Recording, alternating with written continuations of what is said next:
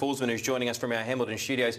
Very good evening to you, Andrew, and we're talking about Mongolian Khan and the way that you've been able to set this horse up for this race. Certainly the way you raced through that December period, but missed out that Christmas racing at Ellerslie with the target being the Derby.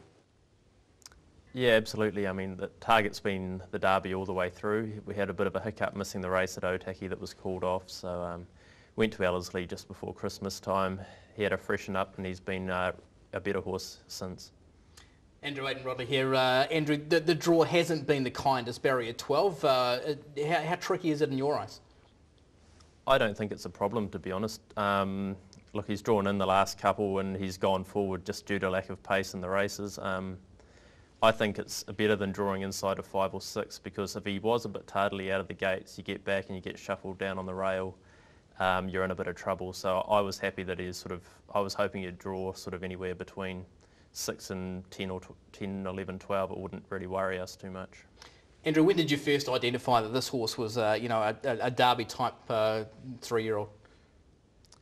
Right from when he had his first trial, really. Like, he was just a real loping, staying type of horse. You know, he couldn't get warm in his trials. We took him to Teco, he just got back, lobbed along, went around, took forever to pull up.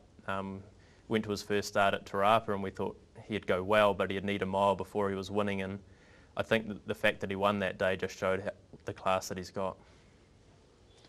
Yeah, for me, Andrew, the key about this horse for me is you've got the confidence to say to Opie, because it's a dead set start. Go forward, take a sit, whatever you need to do. You can lead on this horse. For mine, he is the best stayer in the race. Do you agree? I do agree to some extent. It's a bit hard to know with Vavasor.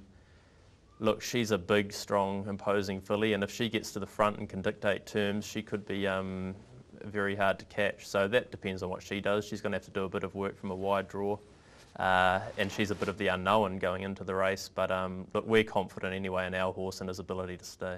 Of course, Andrew, it was 2 weeks ago that you did win the Avondale Guineas. He's a horse that is easily able to just get the work into and just get things ticking along leading up to the Derby.